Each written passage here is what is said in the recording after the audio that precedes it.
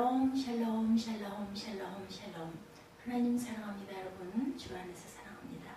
오늘부터 느헤미야 말씀이죠. 에스라와 함께 이스라엘의 여러 가지 그 기틀을 마련하고 성벽을 재건했던 그런 느헤미야는 에스라와 같이 하나님 말씀에 익숙한 학자 겸 선지자는 아니었습니다. 또 에스겔이나 다니엘처럼 능력 있는 선지자도 아니었습니다. 오늘날 우리가 평신도라 이렇게 부를 정도의 그런 사람이었는데 바사왕 아닥사스다의 술관원이라는 중요한 직책을 맡고 있었고 왕의 신임을 맡은 사람. 왕이 먹고 마시기 음식과 술이 안전한지를 확인하는 것이 느헤미야의 일이었죠. 우리나라 궁중에도 이렇게 시들이 주로 또한 그런 상공들이 있었죠. 음식을 드실 때 이게 독이 든 음식인지 맛이 온전한지 그것을 먼저 이렇게 맛을 보기도 하고 이런 직책을 맡고 있었습니다. 왕의 음료로 간장하고 음료를 들고 왕을 시종드는 자죠. 왕의 경호 업무도 또한 함께 보고 비서 업무에 무두머리격인 대통령 비서실장에 해당되는 중요한 직책. 술관원이 그냥 우리가 우습게 술을 담당하는 그런 정도의 사람이 아니었습니다. 지금으로 말하면 왕의 대통령 비서실장 대단히 높죠. 그만큼 그는 왕궁의 경영에도 관여하고 있었습니다. 따라서 그는 충성되고 믿음직스러운 사람이어야 했는데 느헤미야는 그런 자질들을 인정받고 있었던 사람이다. 왕의 비서실장 계기여서 왕과 매우 가까웠죠. 왕을 옆에서 모셨기 때문에 개인적인 이득을 얻기 위해 왕에게 영향력을 또한 행사할 수도 있었고 자신의 사역을 본인이 원하기만 하면 얼마든지 채울 수도 있는 그런 직책에 있는 사람이었다. 그러나 느헤미야는 자신의 야욕을 품고 정치적 술수를 피우거나 음모를 품는 등 정치적 활동을 일체하지 않고 나라 이런 포로민 출신이지만 우상숭배 문화와 문명에 둘러싸여 있었지만 오직 하나님만을 섬기기 위해 살았던 하나님의 사람이다. 디모데전서 6장 11절에도 느헤미야 12장 에스라 3장에도 이렇게 증거되어 있습니다. 그래서 그는 유대에 남아있던 하나님으로부터 예루살렘 성전에 대한 소식을 듣고 주저앉아 통곡하며 슬픔에 잠긴 채로 몇 주 동안 금식하면서 하나님께 기도하는 부분으로 느헤미야서는 시작이 됩니다. 1절에도 보면 하갈의 아들 느헤미야의 말이다. 아닥사스다 왕 제20년 기슬월에 내가 수상궁에 있는데 내 형제들 가운데 하나님 하나니가 두어 사람과 함께 유대에서 내게 이르렀기를 내가 그 사로잡힘을 면하고 남아있는 유다와 예루살렘 사람들의 고향 소식을 물어봤죠.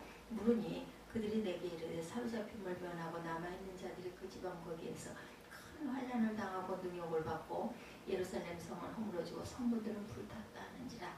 내가 이 말을 듣고 앉아 울고 수일 동안 슬퍼하며 하늘의 하나님 앞에 금식하며 기도했다. 이렇게 나타납니다. 그래서 기도의 내용이 쭉 나오죠. 5절부터 11절까지는 1장 내용의 그런 내용입니다. 하늘의 하나님 야훼 크고 두려우신 하나님이여 주를 사랑하고 주의 계명을 지키는 자에게 언약을 지키시며 긍휼을 베푸시는 주여 간구하나이다.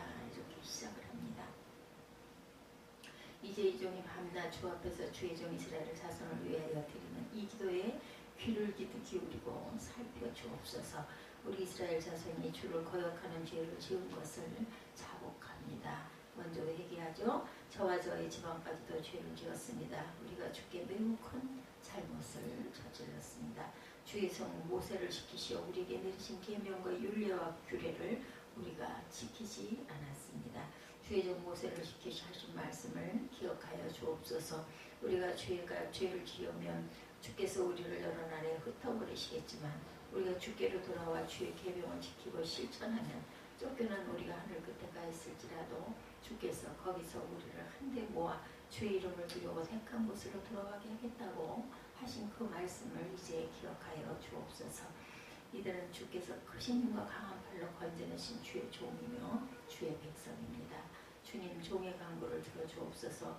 주의 이름으로 진심으로 두려워하는 주의 종들의 간구에 귀를 기울여 주십시오. 이제 주의 종이 하는 모든 일을 형통하게 하여 주시고 왕에게 자비를 입게 하여 주옵소서.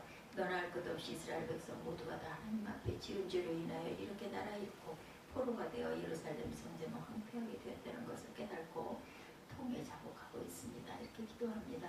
그리고 이렇게 나라 잃고 모든 백성들이 포로가 되어 끌려가고 여기저기 흩어지게 되었지만 회개하고 하나님 앞에 돌아와 하나님의 말씀을 지키게 되면 다시 이스라엘 백성들을 불러 모아 하나님께서 택하신 예루살렘 성전으로 돌아가게 하시겠다는 하나님의 약속을 기억하시고 종의 간구에 귀를 기울여 주옵소서 하고 기도하죠. 이러한 기도는 모세가 약속의 땅 정복을 앞두고 이스라엘 백성에게 선포한 내용이기도 합니다. 신명기 30장 1절에서 5절에 보면 내가 네게 진술한 모든 복과 저주가 내게 임함으로 내가 내 하나님 야훼께로부터 쫓겨난 모든 나라 가운데서 이 일이 마음에서 기억이 나거든 너와 내 자손이 내 하나님 야훼께로 돌아와 내가 오늘 내게 명령한 것을 온전히 따라 마음을 다하고 뜻을 다하여 야훼의 말씀을 청종하면 내 하나님 야훼께서 마음을 돌이키시고 너를 그물이 여기서 포로에서 돌아오게 하시되 내 하나님 야훼께서 흩으신 그 모든 백성 중에서 너를 모으시리니 내 쫓겨간 자들이 하늘가에 있을지라도 내 하나님 야훼께서 거기서 너를 모으실 것이며 거기서부터 너를 이끄실 것이다.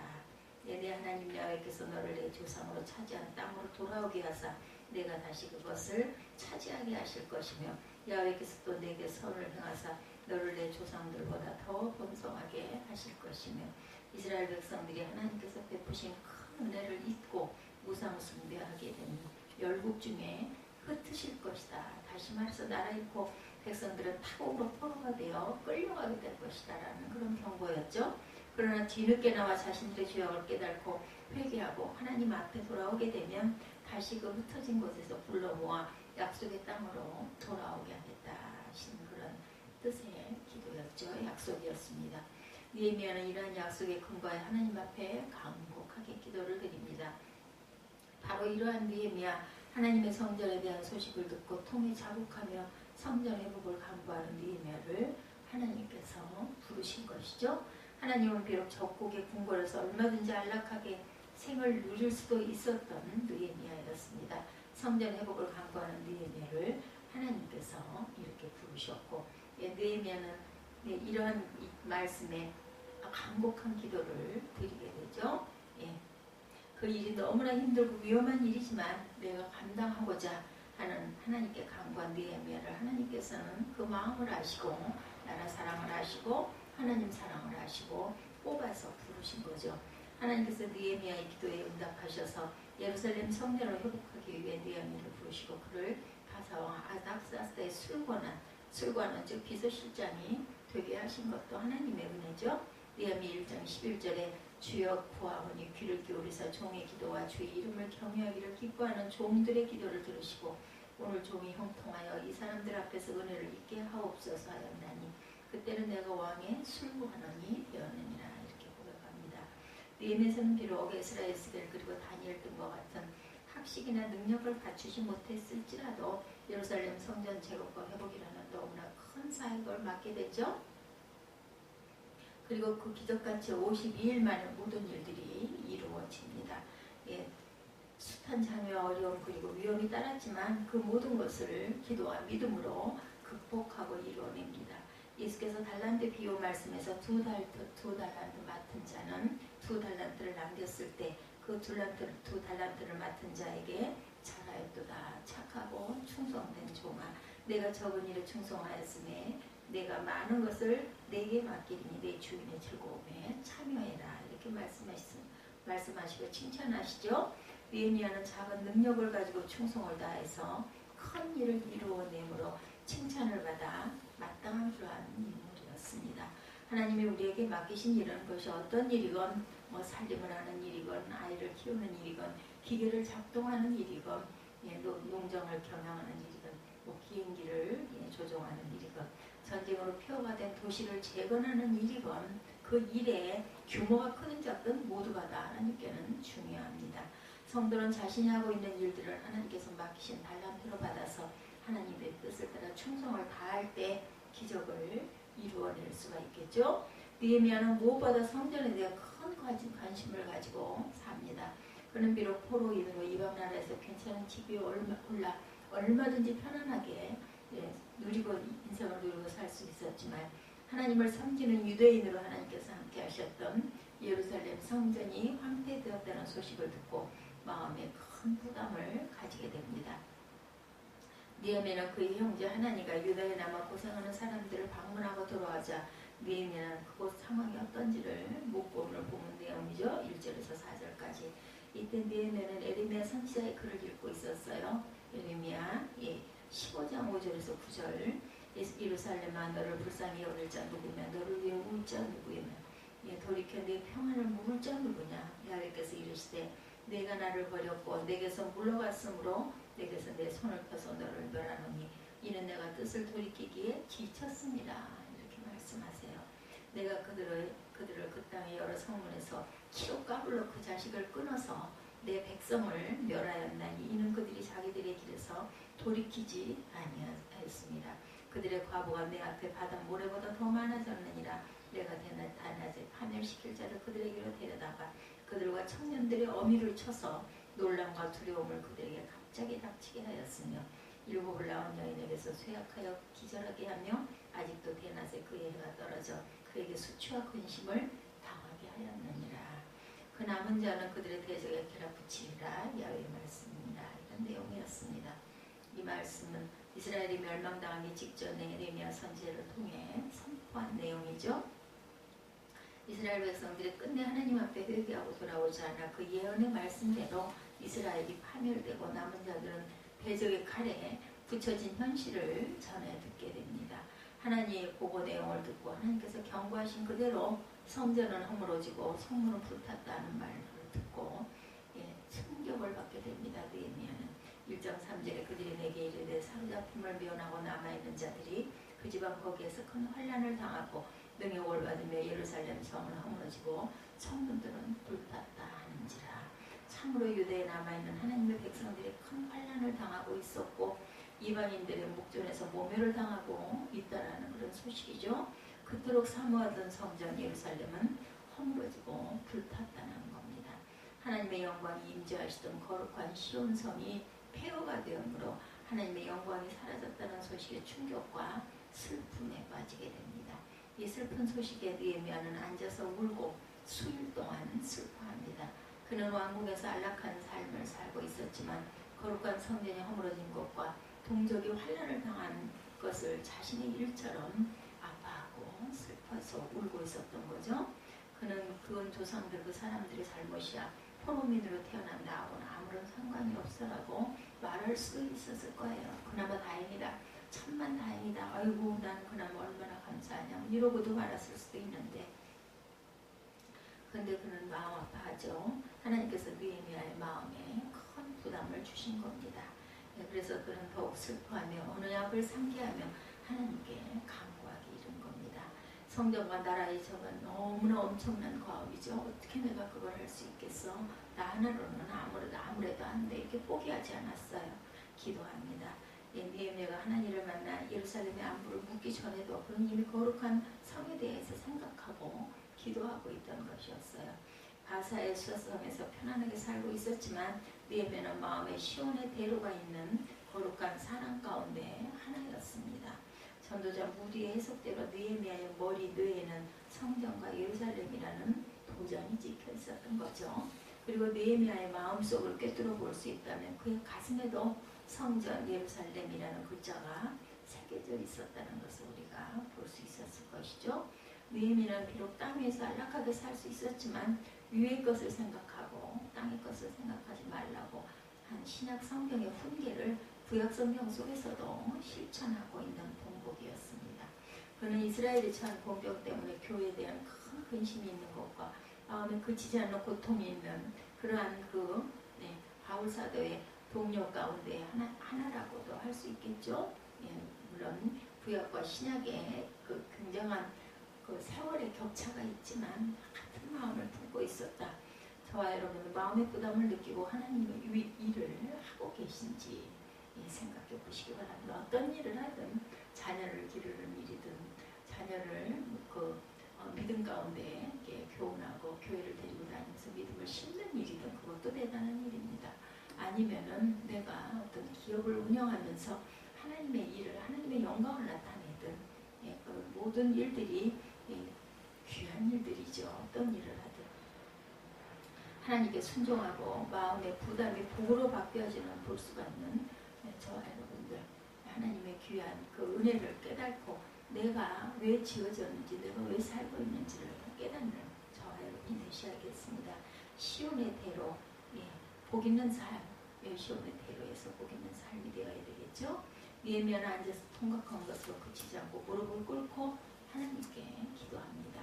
하나님 앞에 큰 가능성을 보죠. 그의 기도를 보면 그 사실을 알 수 있는 것이, 이스라엘 백성이 죄악으로 인해 나라의 흙이 흩어지게 되었지만 회개하고 하나님 앞에 돌아오게 되면 하늘 끝에 있을지라도 다시 모아서 하나님의 이름을 두려고 한 택한 곳 예루살렘에 돌아오게 하리라.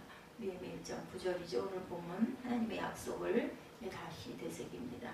하나님께서 이렇게 자신의 잘못을 깨닫고 회개하는 하나님 앞에 돌아오게 되면 다시 모든 잃었던 것을 회복하게 해주신다라는 말씀에, 그것을 근거로, 모세의 기도를 근거로 믿음으로 기도합니다. 그 간과 믿음을 보고 불행을 복으로 바꾸어 주실 걸 믿는 거죠. 저와 여러분들도 이런 마음을 가져야 닮아야겠습니다. 유다에 남아있던 동족들의 공경을 생각하면 느헤미야는 불행을 보지 않았습니다. 대신 기회를 보았던 거죠. 하나님의 언약을 믿었습니다. 유다의 상황은 정말 좋지 않을 수도 있었지만 그렇다고 그들이 그 상황 속에 그대로 머물러 있어야 할 일은 아니다. 유대인들은 하나님의 언약 백성이고 하나님은 그들에게 하신 약속을 반드시 이루실 것이다.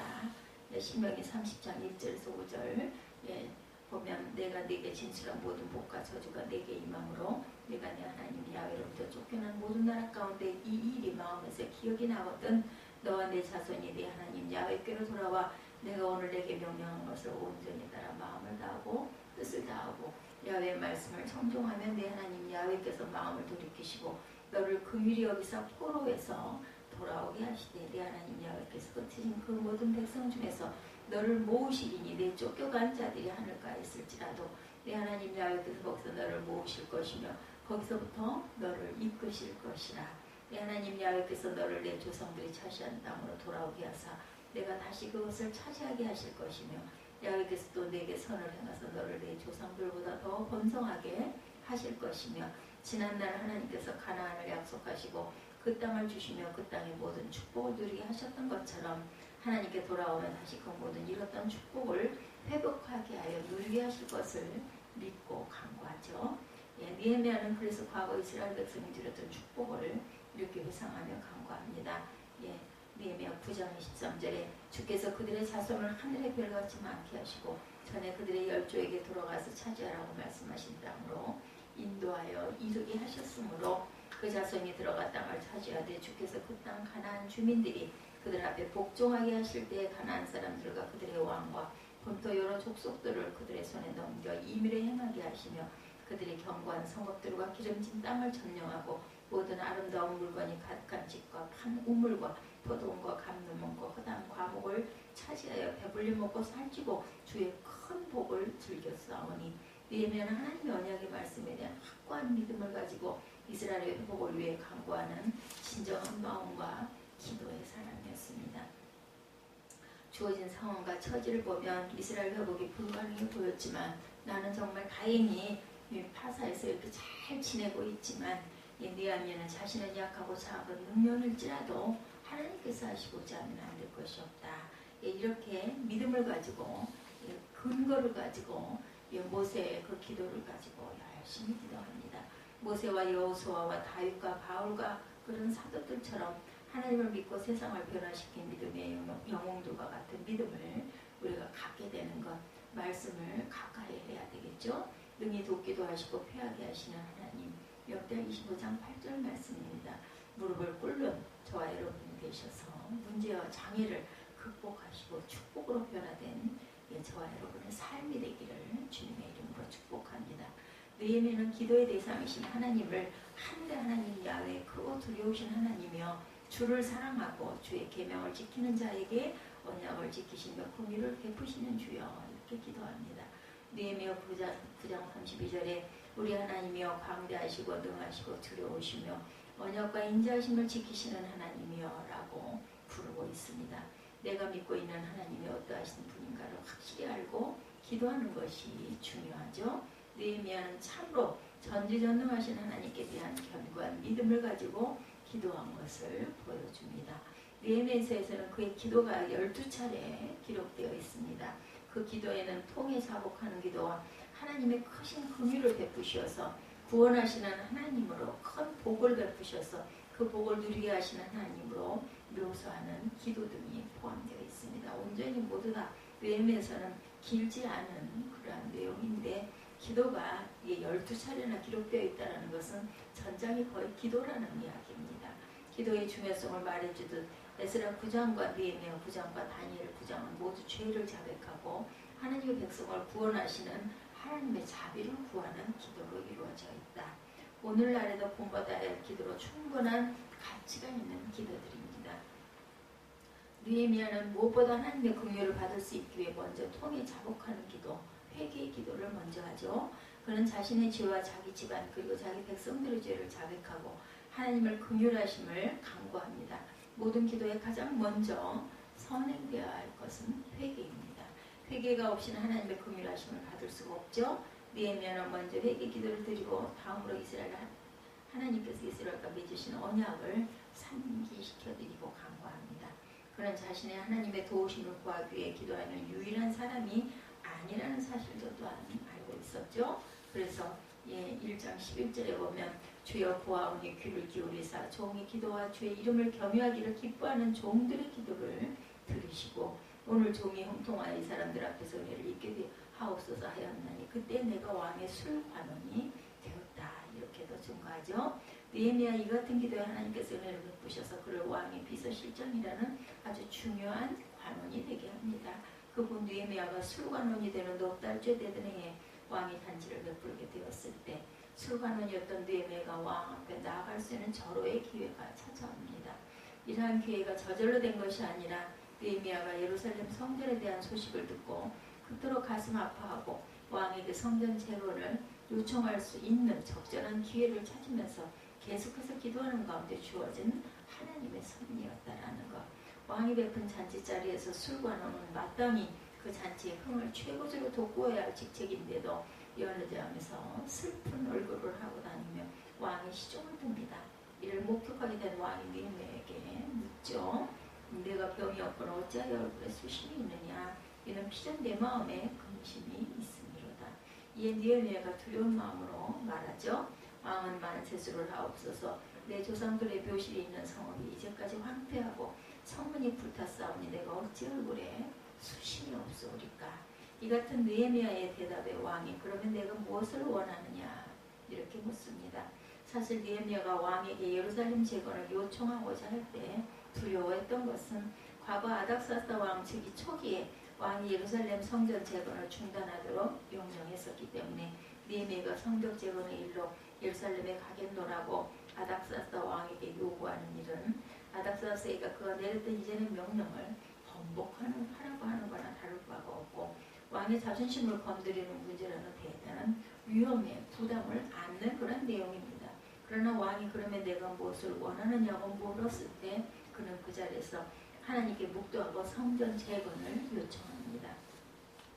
하나님께 묵도하고라는 말은 하나님께 급히 기도의 전보를 드렸다. 급하게 잠깐 짧게 화살 기도라고 하죠. 하나님 제가 담대하게 말하겠습니다. 지키시옵소서. 느헤미야는 혼자서 넉 달 동안 기도해 왔기 때문에 화살처럼 반역을 명중시키는 이런 간단한 기도를 날려 보낼 수 있었을 것이죠. 하나님의 섭리 가운데 즉각 기도해야 할 순간에 이르게 됐을 때 이처럼 화살 기도를 하나님께 날리고 그 응답을 받으시기 바랍니다. 그리고 담대히 예루살렘 성전 재건을 요청합니다. 5절이죠. 왕에게 아뢰되 왕이 만일 좋게 여기시고 왕이 목전에서 은혜를 얻었사오면 나를 유다 땅 나의 조상들의 묘실이 있는 성읍에 보내어 그 성을 건축하게 하옵소서. 이렇게 말합니다.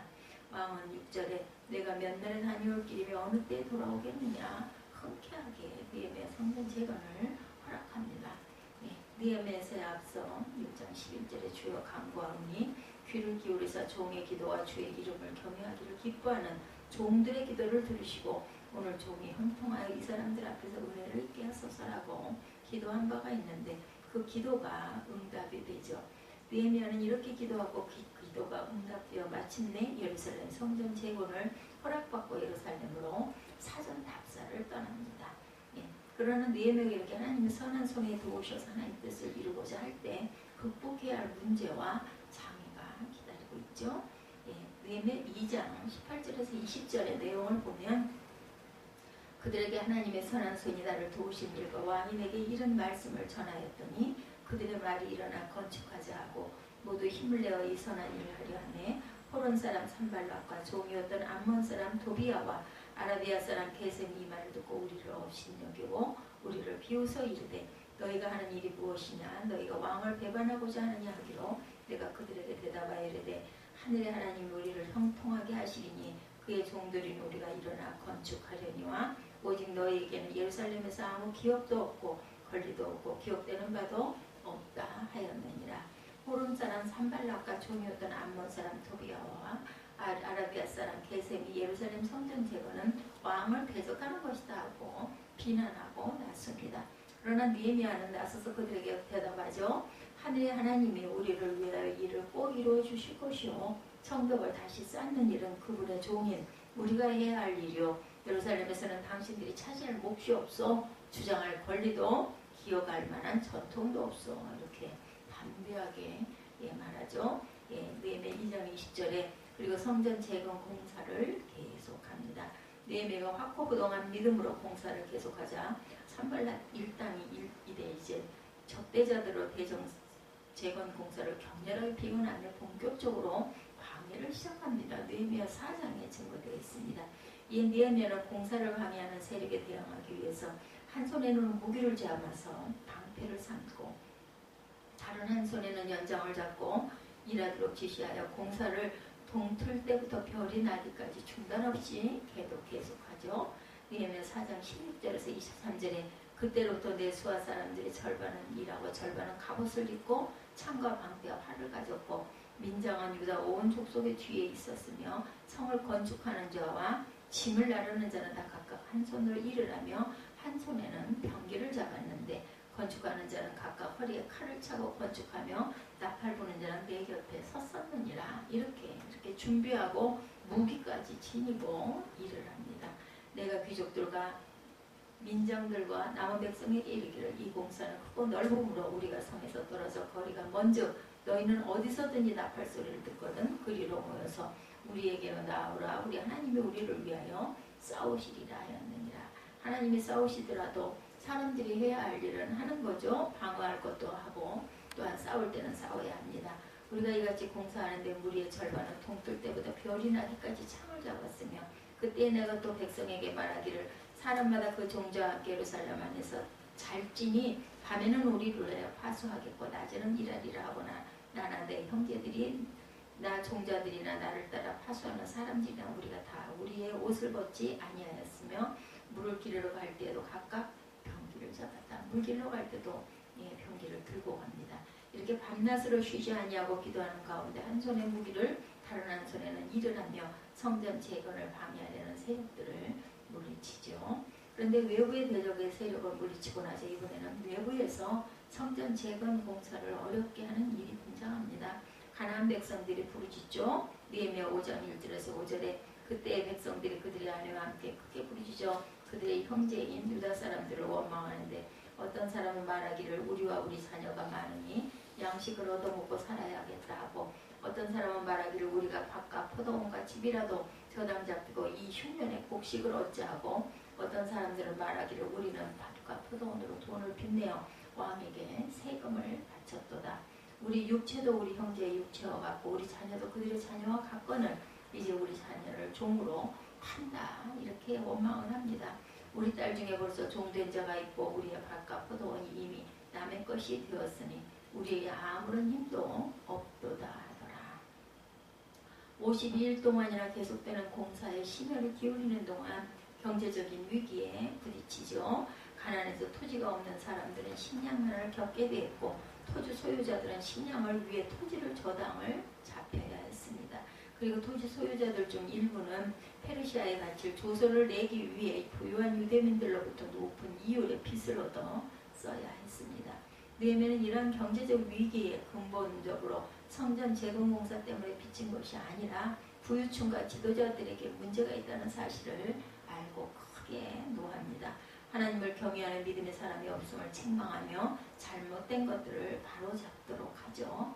느헤미야 5장 6절에서 9절에 내가 백성의 부르짖음과 이런 말을 듣고 크게 노하였으나 깊이 생각하고 귀족들과 민장들을 꾸짖어 그들에게 이르기를 너희가 각각 형제에게 높은 이자를 취하는도다 하고 대회를 열고 그들을 쳐서 그들에게 이르기를 우리는 이방인의 손에 팔린 우리 형제 유다 사람들을 우리의 힘이 다하도록 도로 찾았거늘 너희는 너희 형제를 팔고자 하느냐 더구나 우리의 손에 팔리게 하겠느냐 하며 그들이 잠잠하여 말이 없기로 내가 또 이르기를 너희의 소행이 좋지 못하도다. 우리의 대적 이방을 비방하고 생각하고 우리 하나님을 경외하는 가운데 행할 것이 아니냐. 하나님을 경외하는 믿음과 사랑으로 대해야 할 동료들에게서 폭리로 토색을 하는 것과 고리로 저당받는 것을 모두 돌려주고 동료들에게 이자받는 행위를 중지토록 조치를 합니다. 느헤미야 5장 10절에서 13절에 나와 내 형제와 종자들도 역시 돈과 양식을 백성에게 구워 주거니와 우리가 이자받기를 그치자. 그런즉 너희는 그들에게 오늘이라도 그들의 밭과 포도원과 감나무와 집과 너희가 저당 잡은 모든 것을 돌려줘라 이렇게 말하죠. 양식이나 새 포도주나 기름의 100분의 1을 돌려보내라 하였나니 그들이 말하기를 우리가 당신의 말씀대로 행하여 돌려보내고 그들에게서 아무것도 요구하지 아니하리이다 하기로 내가 제사장들을 불러 그들에게 그 말대로 행하겠다고 맹세하게 하고 내가 옷자락을 털며 이르기를 이 말대로 행하지 아니하는 자는 모두 하나님이 또한 이와 같이 그 지방과 산업에서 털어버리실 테니 그는 곧 이렇게 털려서 빈손이 될지로다 이렇게 말합니다. 회중이 다 아멘하고 야훼를 찬송하고 백성들이 말한 대로 행하였느니라. 다 순종하죠. 이렇게 내부의 문제를 해결하고 계속되는 방해 공작에도 성전 재건 공사가 거침없이 진행이 되자 산발랏은 느헤미야를 살해하는 음모를 또한 꾸미며 죽이자 느헤미야가 성공적으로 예루살렘 성전을 재건했고 이를 통해 백성들을 한마음으로 규합하여 대적들의 방해 공작을 모두 물리치자 산발랏은 느헤미야가 유다의 왕이 되려고 한다는 유언비어를 조작하고 날조하여 헛소문을 퍼뜨립니다. 그리고 이를 아닥사스다 왕에게 보고하겠다고 협박하며 느헤미야에게 타협을 요구하는 편지를 보냅니다. 산발랏은 오노 평지에서 회담을 갖지 않은 편지를 느헤미야에게 보내죠. 느헤미야 6장 6, 7절에 보면 그 글에 이르기를 이방 중에 소문이 있고 가슴 묻어 말하기를 너와 유다 사람들이 모반하리 하여 성벽을 건축한다 하나니 내가 그 말과 같이 왕이 되려 하는도다. 내가 선지자를 세워 예루살렘에서 너를 들어 선전하기를 유다의 왕이 있다 하게 하였으니 지금 이 말이 왕에게 들릴지라 그런즉 너는 이제 우리와 함께 의논하자 이렇게 말합니다. 그러나 느헤미야는 산발랏의 이야기가 모두 사실 무근인 것을 회고하고 예루살렘에서 무려 30km나 떨어지는 오노 평지에서 만나자는 것은 나를 살해하는 음모구나라는 것을 간파해서 회담을 거절하죠. 6장 8절에서 9절에 내가 사람을 보내어 그에게 이르기를 내가 말한 바 이런 일은 없는 일이요 내 마음에서 지어낸 것이라 하였나니 이는 그들이 다 우리를 두렵게 하고자 하여 말하기를 그들의 손이 피곤하여 역사를 중지하고 이루지 못하리라 합니다. 이제 내 손으로 힘있게 하옵소서 하였노라. 그러자 이번에는 산발랏이 스마야 제사장들에게 뇌물을 주고 느헤미야로 하여금 심각한 범죄를 저지도록 유도를 하죠. 뇌물을 받은 스마야는 예레미야에게 아주 중대한 일인 것처럼 말합니다. 하나님의 성전으로 갑시다. 성소 안으로 들어가서 성소 출입문들을 닫읍시다. 자기들이 그대를 죽여 올 것이요 그들이 밤에 와서 반드시 그대를 죽일 것이요. 6장 10절이죠. 제사장 외에는 들어갈 수 없는 성소에 들어가게 함으로 율법을 범하게 해서 그를 미끼로 느헤미야를 처형하려고 한 거죠. 그러나 느헤미야는 스마야가 하나님이 보내신 선지자가 아니라는 것을 알고 도비아와 산발랏에게 매수되어서 자신을 헤아리는 거짓말하는 것을 간파합니다. 그들이 스마야를 매수하여 느헤미야에게 겁을 주어 성소를 범하는 죄를 짓게 하여서 느헤미야를 공경에 빠뜨려 죽이려는 속셈을 간파하죠. 그래서 나 같은 사람들은 도망이나 다니란 말이요. 나 같은 사람이 성소에 들어갔다가는 절대로 살아나올 수 없어. 나는 그렇게는 못하오 라고 겸손하게 거절합니다. 그리고 하나님께 기도하죠. 6장 14절에 보면 내 하나님이여 토비아와 산발락과 여선이 노야다와 그 남은 선지자들 곧 나를 두렵게 하고자 한 자들의 소행을 기억하옵소서 하였노라. 이렇게 해서 성전 재건 공사는 51일 만에 성공적으로 끝납니다. 이 모든 과정을 지켜보고 있던 주변의 여러 민족이 소식을 듣고 그제서 예루살렘 성전 재건 공사가 하나님의 도움으로 이루어진 것을 깨닫습니다. 그리고 온 백성이 하나님께 거대하게 예배를 드립니다. 하나님께서 성전 재건을 크게 기뻐하셨기 때문이죠. 남녀노소를 막론하고 성전 재건을 기뻐하며 예배를 드리며 즐거워하는 소리가 멀리까지 들리죠. 느헤미야 12장 43절에 이날에 무리가 대제사를 드리고 심히 즐거워하였으니 이는 하나님이 크게 즐거워하게 하셨습니다. 부녀와 어린아이도 즐거워하였으므로 예루살렘의 즐거운 소리가 멀리 들렸느니라. 이렇게 나타나서 성전 재건을 아주 아름답게 마무리하는 부분이 이렇게 나타납니다. 느헤미야는 13장이 끝이죠. 성전이 중심이 되는 믿음으로 하나님께 예배드리고 즐거워하는 소리가 멀리까지 전파됩니다. 성전이 중심이 되어 하나님의 약속의 말씀을 굳게 믿고 기도하는 저와 여러분들의 삶이 되셔서 전능하신 하나님의 손이 범사에 늘 함께 하셔서 승리하시는 그런 삶이 되시기를 주님의 이름으로 축복합니다. 오늘은 느헤미야 전체에 걸쳐서 어떻게 느헤미야가 성전 재건을 성벽 재건을 완수하게 되었는지, 그리고 하나님이 함께 하심으로 함께 하심에도 그렇게 많은 죽이려는 음모와 살인과 술수가 이렇게 따르는 것을 느헤미야는 기도함으로 깨달아 알고 물리치는, 기도로 물리치는 이런 내용이 느헤미야 1장부터 13장까지 느헤미야의 기도로 12번의 기도로 이루어지는 느헤미야. 술과 눈으로 굉장히 잘 살 수 있었는데 이방 나라지만 그럼에도 불구하고 자기 고향의 그 황폐한 무너진 그러한 모든 것을 다시 회복시키려고 했던 느헤미야의 그러한 나라를 사랑하는 마음, 민족을 사랑하는 그 마음, 그것으로 인하여 성벽 재건과 성전 공사가 노아와 함께 에스라와 함께 아름답게 이루었다는 그러한 아주 아름다운 이야기를 전체 좀 길었지만 이렇게 알려드렸습니다. 느헤미야의 내용 전체에서 에스라와 같이 느헤미야와 같이 하나님께 기도함으로 우리가 태어난 목적을 깨닫고 그리고 감사하고 작든 크든 우리가 하고 있는 일, 하나님께서 주신 그 일을 기쁨으로 감당하시는 은혜가 있으시기를 주님의 이름으로 축복합니다.